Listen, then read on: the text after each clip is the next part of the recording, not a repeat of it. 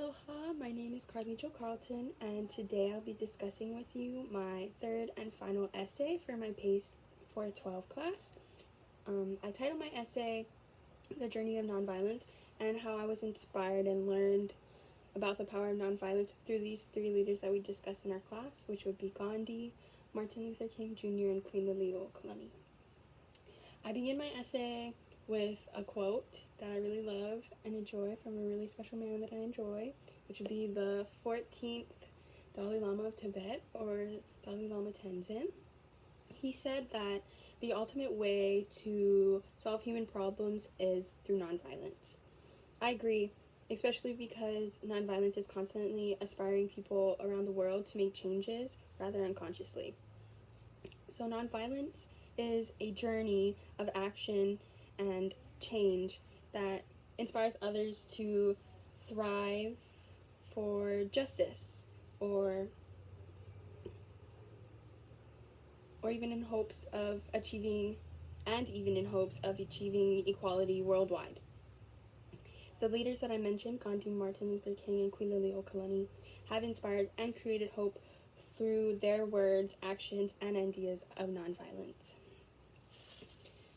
They have inspired nations and continue to do so and inspire people to this day, including myself, through their teachings of compassion, commitment, and justice.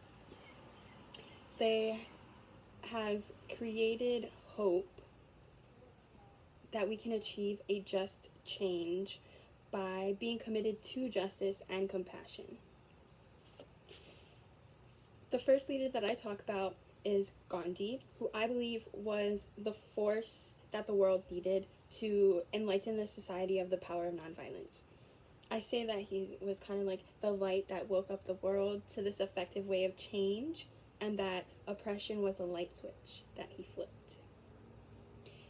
Gandhi inspired others to unite for justice by staying strong in truth and not being afraid of new information or new struggles, because he saw those as opportunities to learn and better oneself.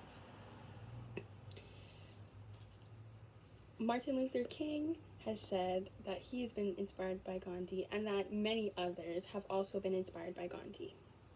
But I believe that Martin Luther King was the inspiration for the modern world that popularized this nonviolence and equality. Martin Luther King especially popularized racial equality. He inspired people to look beyond color and race and to instead seek and listen and learn. I believe that Martin Luther King cultivated hope and compassion by being an example of someone who always showed respect for others. So Martin Luther King inspired people to strive for equality by setting an example of what leading a life with compassion and nonviolence can result in, which is great change. Similar to Martin Luther King, the Queen of Hawaii, Queen Liliuokalani, was also very inspiring. She inspired the Hawaiian people and introduced this idea that one could lead a nation of compassionate and selfless individuals by leading as an example of that. The Queen gave up her throne to save her people, and although she lost the kingdom, she didn't lose her nation. She inspired the Hawaiians to look for the benefits in the long run of remaining strong during this struggle. She inspired them to carry on her legacy of compassion, which allowed them to now thrive again in this culture today.